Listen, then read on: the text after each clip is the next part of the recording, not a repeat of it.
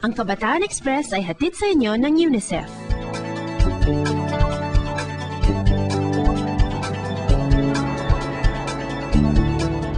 Isang obra maestra, sentro raw ng kontrobersya. Ang estatwa ni David na likha ni Michelangelo ay simbolo ng katapangan at lakas para sa mga taga-Florence, Italy. Pinapaalala nito ang paglaban at pagkapanalo ni David laban kay Goliath. Pero bakit kaya tinututulan ng ilang Davaoenyo ang pagpapatayo nito? Alamin natin kung ano ang nasiyasat ng Davao Bureau.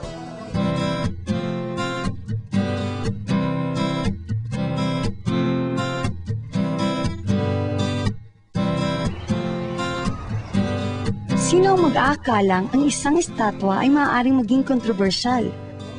Dito sa siyudad ng Davao, usap-usapan ng isang 20-foot replica ng David ang rebulto ng kilalang Italianong sculptor na si Michelangelo.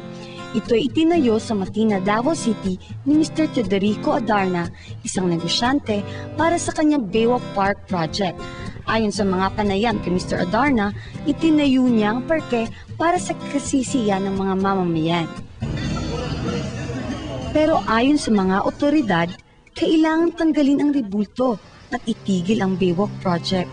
Unang-una, wala itong kaukulang permiso, walang mga kinakailangan ng mga papeles. So illegal ang pagka-construct ng Baywalk at saka ng estatwa.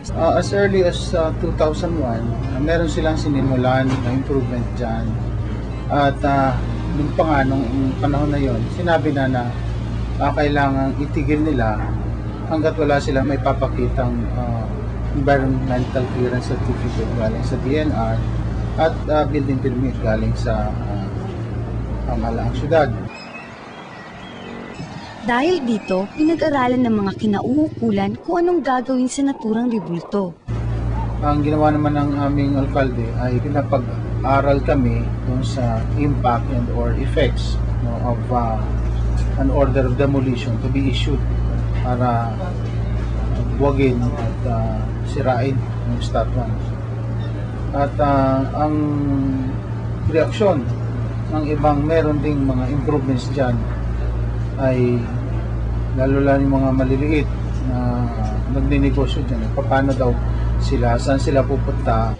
Ayon din kay Councilor Acosta na siyang chairperson ng Committee of Education and Culture ng City Council of Davao, hindi lang permiso mula sa gobyerno ang kulang rito. Maganda siguro tanungin doon sa nagpagawa ng estatwa, siya ba ay nagpaalam doon sa gobyerno ng Italia? Kasi hindi ka basta-basta ang gagawa ng estatwa, lalo na ang estatwa ni King David ay simbolo rin ng mga Italiano sa kanilang pagsusumikap, no? Ang kanilang mga dreams and aspirations. At saka, ito ay itinuturing na classical na masterpiece na gawa ni Michelangelo. So, hindi ito basta-basta kinokopya at kinokonstruct kung saan-saan. So, siguro magandang tanungin doon sa may-ari, nagpaalam ba siya? Para naman sa iba, hindi lang legalidad ang issue rito. Para sa akin, in biblical basis, hindi talaga mabuti ito. Parang unethical talaga. Bad yun siya Wala po siya sa lugar eh.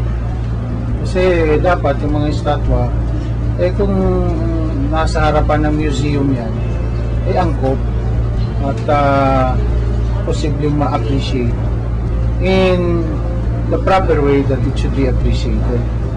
Ang problema kasi dyan sa estatwa na yan, malapit sa isang motel na pagmamayari din nung gumawa ng estatwa na yan. And so, para bagang ang tingin ng iba ay hindi angkop yung lugar. Kung ilagay siya sa museo, hindi naman siya makakabigla eh. Kasi kapag ikaw ay pumasok sa isang museum, expected mo na makikita mo iba-ibang klaseng kultura ng kanya-kanyang lugar. No? If it is a museum of art na lahat ng klaseng art ay ine-entertain, hindi ka gulat-gulat yun. Ano nga ba ang tunay na issue ng estatwa ni David dito sa Davao City? Para sa Davao Bureau, hindi naman ito bastos at hindi rin naman ito di karapat-dapat para sa isang parke. Pero kung issue ng legalidad ang pag-uusapan, dapat nga itong magkaroon ng karampatang permit. Sana'y magsilbi itong paalaala na kahit na pagpapaganda ng syudad ang ating layunin, kailangang isalang-alang natin ang batas